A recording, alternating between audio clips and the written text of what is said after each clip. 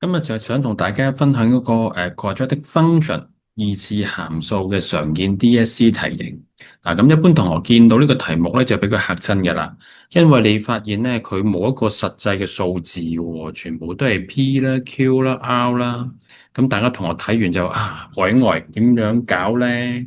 好，逐個睇下先。佢而家問你邊一個係 true 啊？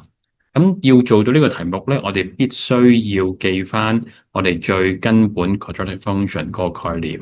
OK，咁我哋睇到而家問你 p 係咪細過零？p 就即係我哋個 A 位啦。咁 A 位如果係見到個圖像係 open downwards，A 就會係負數。OK，咁換言之咧，第一條咧個 option 係啱嘅。好啦，跟住 option two 咯，R 細過零。R 係乜嘢嚟嘅咧？R 咧就係我哋個 C 位啊，C 位就係 stand for y-intercept，y 軸截距。咁而家好明顯個 y 軸截距係 positive 啦，係正數啦。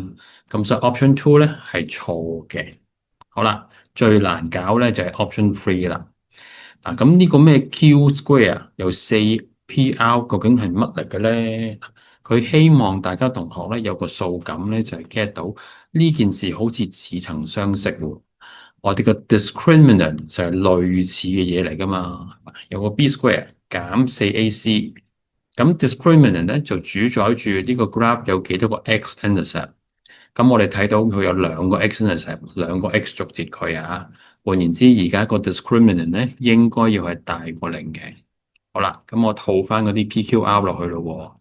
Q square 減四 PR 而家係大過零嘅。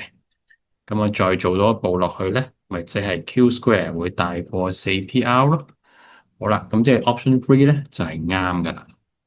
咁最後答案就係 C，option one 同 option three 都啱。咁呢個類型嘅題目咧，超常見喺我哋 DSC 裏邊啲 paper two 嘅。咁大家同學要消化一下，謹記個處理方法啦。